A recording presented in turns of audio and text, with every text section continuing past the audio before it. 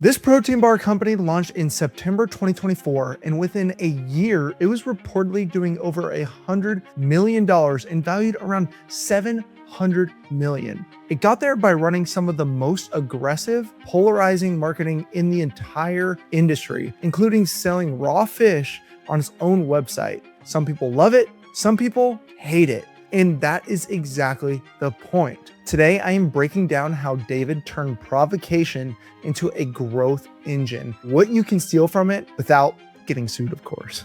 My name is Cannon. I'm the co-founder and CMO here at TVG, where we scale 7- and 8-figure e-commerce brands. And David is the most aggressive marketing case study in D2C right now. So let's get into it. David was founded in 2024 by Peter and Zach. Peter is not a first-timer. He co-founded RXBar, and it sold to Kellogg for a reported $600 million back in 2017. So when he launched David, he already understood exactly how this category is won and lost, and he had credibility to raise money and get attention on day one. The thesis is a single number: maximum protein, minimum calories. The Hero Bar has 28 grams of protein for 150 calories, one of the highest protein to calorie ratios on the market. Basically unheard of. They even named the brand after Michelangelo's David, the idealized human form. So the name itself reinforces the promise. Notice the discipline here. They did not try to win on 10 different features like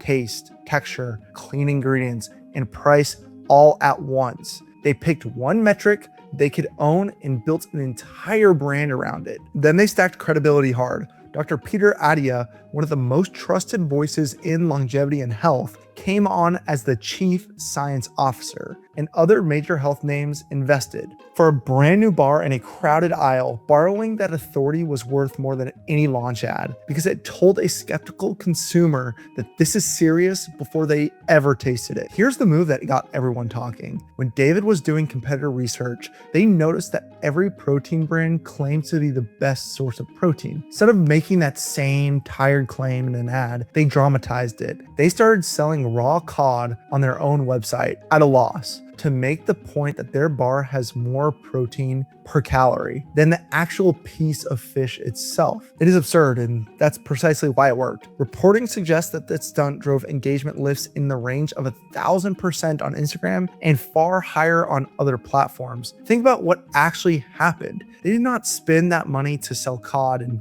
make margin. They spent it to manufacture something so strange and specific that people had to screenshot it, argue about it, and share it. The cod was an advertisement. The bar is what they were actually selling people. They also backed the swagger with the proof. David started publishing third-party lab test results right on their website, showing the bars actually hit or exceeded their protein claims. In a category absolutely full of exaggeration, radical transparency became its own marketing weapon because it flipped skepticism into trust before a customer even asked the question. Now the part that you need to study carefully because it cuts both ways. David leaned into provocation as a deliberate strategy. They ran text-free Subway ads that were just the product with no explanation. In 2026, they launched a bar aimed at women with a confessional-style campaign starring Julia Fox, and partnered with a sexual wellness brand to send provocative PR boxes to creators. It generated enormous attention, and it generated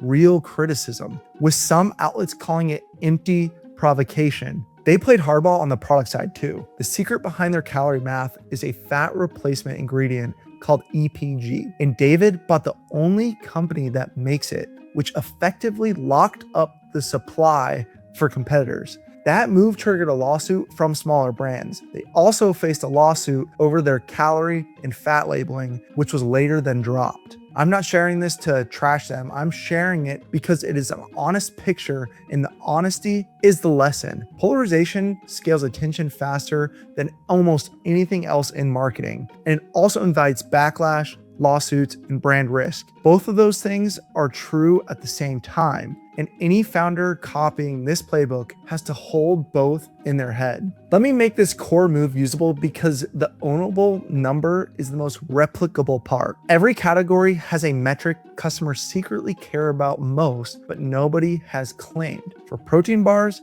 it was protein per calorie. For a mattress, it might be how cool it sleeps. For a supplement, it might be how fast you feel it. Here's the exercise. List 3 things your customers actually judge your product on. Pick the one you can genuinely win, and ideally one you can prove with a number. Then put that number in your hook, your packaging, your ads, and your product page, and repeat it until people associate it with you automatically. David says 28 grams for 150 calories so often that the number is the brand. One provable number repeated everywhere beats a paragraph of vague superiority language. So here's what you can actually run. First, own one number, then make that number the entire narrative. Do not list features, dominate a metric. Second, budget for a stunt whose only job is to be shared. The COD was not an actual product. It was a piece of content engineered to be screenshotted. Spend a little to create something people cannot help but to talk about. Then convert that attention on your real hero product. Third, prove your claims out loud. Publishing the lab test turned doubt into trust. If you make a bold claim, show the receipts before anyone even asks for them. And the caution, because it matters. Provocation is a lever, but weigh it against your brand equity and your legal exposure before you reach the aggressive end of the playbook. Attention you cannot survive is not worth having, honestly. So here's the piece people miss when they only see the COD and all the billboards. None of the provocation would have worked if the product did not back it up. The bar genuinely hits its protein number. The third-party tests are real, and the founder had already built and sold RXBar. So the fundamentals underneath the noise were solid. Polarizing marketing gets people to try you once. The product is what earns the second purchase and stops the stunts from feeling like a con.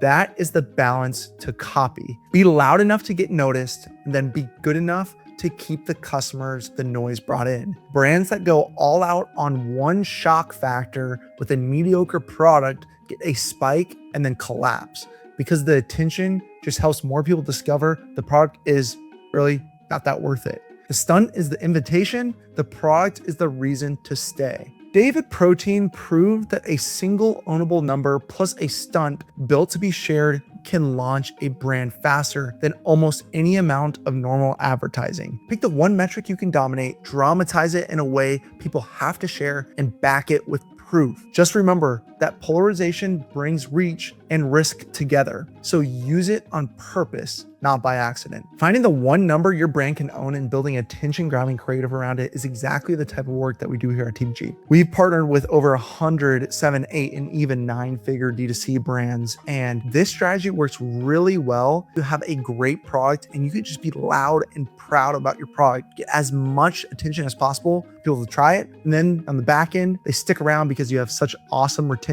and your product speaks for itself. If you're interested in doing something like this or want to learn more, please book a call with us down below because we'll jump in your P&L, we'll understand all your numbers and give you a roadmap to success to scale your brand. If not, please like, subscribe. I'll see you on the next video. Really appreciate you guys watching this. Peace.